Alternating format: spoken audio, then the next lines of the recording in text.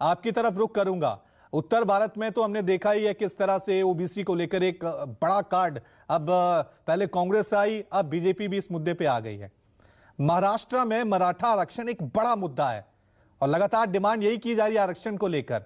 तो आप अभी कहां पे हैं और किस तरह से देख रहे हैं ये मराठा आरक्षण महाराष्ट्र की सियासत में, 2024 की सियासत में क्या इसके मायने होंगे, किस दिशा की तरफ ले जाएगा सियासत को?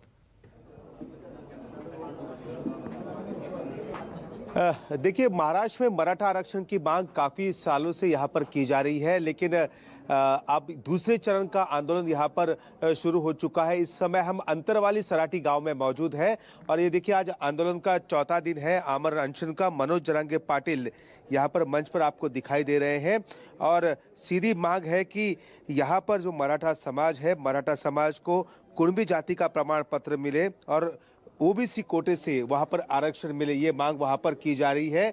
अब इतना ही नहीं, अब देखिए महाराष्ट्र में जो धनगर समाज है वो कई सालों से मांग कर रहा है कि उनको आरक्षण एसटी से कैटेगरी से दिया जाए।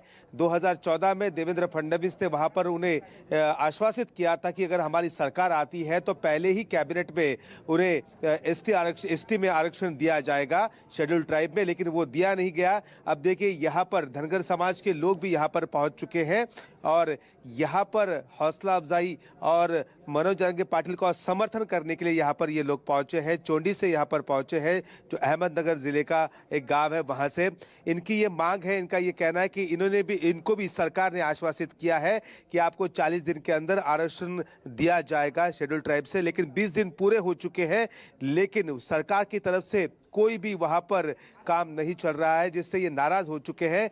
अब धनगर समाज के लोग भी कह रहे हैं कि धनगर और मराठा एक साथ आकर महाराष्ट्र की जो सरकार है उस सरकार के खिलाफ एक बड़ा आंदोलन खड़ा करेंगे।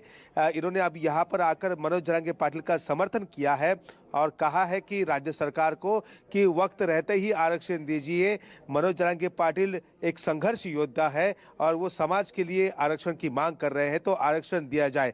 देखिए, यहाँ पर राज्य सरकार के साथ मनोज जरांगे पाटिल की बातचीत पूरी तरह यहाँ पर खत्म हो चुकी है।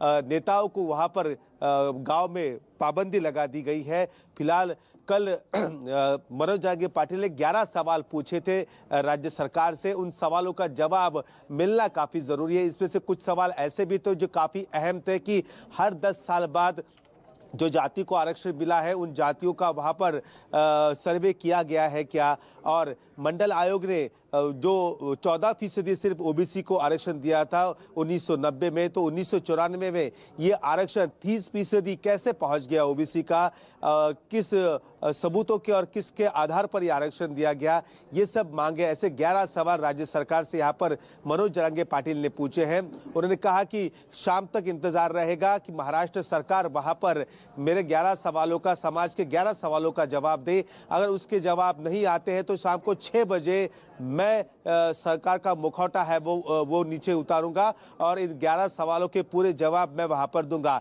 फिलहाल राज्य सरकार ने यहाँ पर आरक्षण को लेकर जो शिंदे कमेटी गठित की थी उस कमेटी का कार्यकाल भी फिलहाल 24 दिसंबर तक बढ़ा दिया है, जिसके बाद मराठा समाज में नाराजगी यहाँ पर देखने को मिल रही है।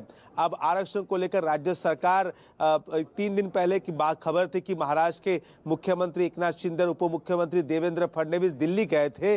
दिल्ली में केंद्रीय नेताओं से, पीएम से भी मुलाकात की बात सामने आई थी, अमित शाह से मुलाकात की बात सामने आई थी, लेकिन वो मुलाकात हो फिर दूसरे दिन शिरडी में पीएम का दौरा हो। इस दोनों दौरे में वहां पर मुख्यमंत्री, उप मुख्यमंत्री ने मराठा आरक्षण को लेकर कोई भी बात वहां पर नहीं की, कोई बातचीत, कोई चर्चा वहां पर नहीं हुई है। तो जाहिर सी बात है मराठा समाज में नाराजगी यहाँ पर देखने को मिल रही है। इतना ही नहीं, मनोज जरांगे पाटिल ने कहा है कि 29 तारीख को एक अगली बैठक होगी और एक फिर से बड़ा एक आंदोलन यहाँ पर शांतिपूर्ण तरीके से वहां पर किया जाएगा और वो आंदोलन सरकार के लिए एक मुश्किल भरा साबित हो सकता है।